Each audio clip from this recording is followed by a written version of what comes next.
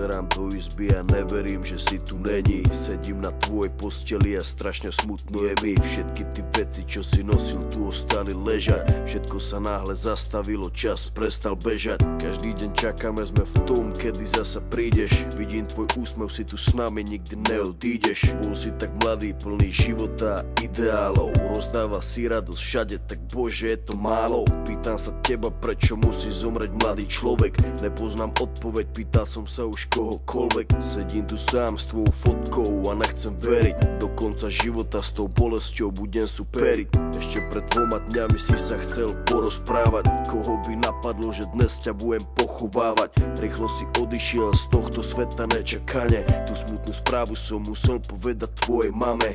Bola to rana bolestivá a veľká strata. Stratili sme milovaného syna kamaráta. Budeš nám chýbať, nikdy na teba nezabudneme. Každý deň v našich srdciach navždy spolu zostaneme.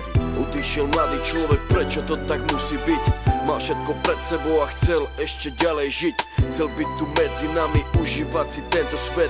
Vyhasol mladý život, zrazu je to všetko preč.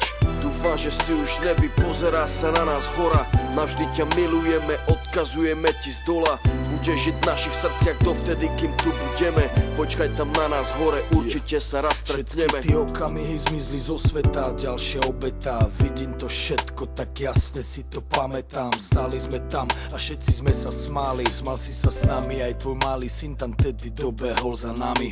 Na pódium zaspíval davami. Videl som daču, jak úsmev na tvojej tvári. Nikto z nás si neuvedomil, jak sme tam tak stáli, že keď som ti podal ruku, podal som ju naposledy.